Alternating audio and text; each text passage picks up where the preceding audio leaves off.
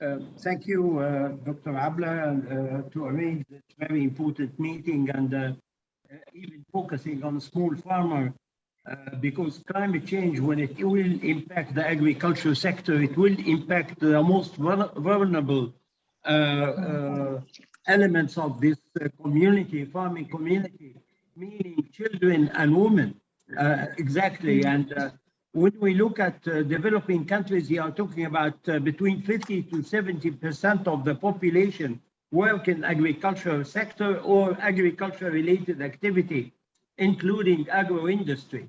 But the point here is that what we are facing worldwide, and this will impact exactly the agriculture and the people who are involved in agriculture, is that we are going to have a reduction after 2050. We will have a reduction starting from 30% up to 50% in all agriculture produced in the world, with an increase of population. Now we are 7.93 billion people living on this planet, but we are heading for 10 billion.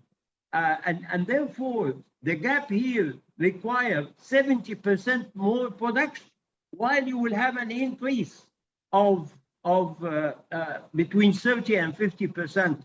It's a catastrophe. Not only this, but disruption of the market, the food chain. This disruption economically will affect the whole process, and as well it will affect not only crops, any organism which is thermoliable is going to be affected, including plants, animal, and fisheries, inland fisheries, as well in the sea fisheries. And therefore we have to be very careful, because the amount of which is our colleague Toto was talking about, this between pastoralists and farmers. But not only this, but socio-political upheavals is coming even for the have. The conflict between and the have and have not is very clear, because this exodus what Dr. Abla talked about, out-migration assessment is between 200 million to 1 billion by the end of 2050. There is an estimate of out-migration of all farming, of the majority of farming community, starting from pastoralists to more than that. And this will affect the socio-politically, not only the developing countries, but as well as the countries which has greener meadow, because they will go there.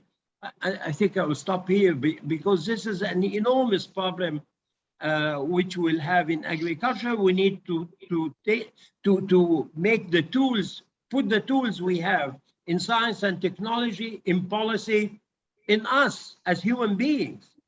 Rather than saying me, we'll say we. So the issue here is boundaries. What is the role of the government in the agriculture sector? It's policy, as well as research and extension work to provide knowledge. And the third one, to build up institutions and to facilitate the work of the private sector, because even smallholder is a private sector. And therefore, this issue in 2014, we had changed the cooperative law in Egypt to allow smallholders to get together and they form a company. And with this company, they don't need collateral. They can come as a cooperative and they can have money from open banks. It's not only the agricultural credit bank, but the Ali or other banks. And then they take loans according to a program. And we have done this especially as well to facilitate that the group of young people in the Delta who would like to work on big companies, and they work in big areas like 10,000 acres or so, if they have a program like this, they can submit it, they can take credit from the banks for them to start their work in the newly reclaimed area. But this issue does not only, it helps as well cooperative inside the Delta, because there is a lot of good examples.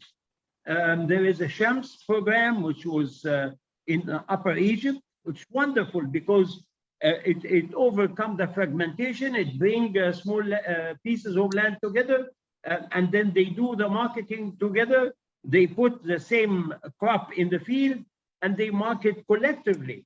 And this optimize water use efficiency as well as increase in the market chain, because they have their own packing houses, they have their own distribution, and they're still working. There's another program which was with UNDP called Salasil, and it was a success. It's a matter of only how we scale up all this. But legislation is very important. That's why we change the legislation for cooperative, as well as contracting farming.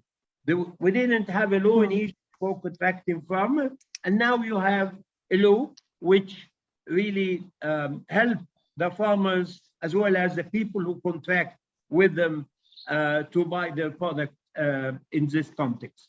I think I will stop here because there is a lot to say here. One dimension which I would like to say, because we are closer now to the end of this wonderful meeting, thanks to Dr. Adel El Beltagy. The issue here is a time frame for all of us in Africa and in the world. What we are going to do, but when? Because the time is running and it's dynamic impact. The risk is dynamic. The risk of yesterday is not the risk of tomorrow or next year or the year after. I really do think that in order to have a safety net against the climate change impact, it's an integrated safety net which has a melange of policy as well as knowledge, as well as credit, as well as educating governments. This is the awareness not for the public only, but for the government official. Therefore, they can not hide the danger for the communities. People has lived on this planet for thousands of years, and they have the resilience to stay on, but they have to have the knowledge of the danger coming. Therefore, they can accept the solution and work with the government and work with the communities to have a solution.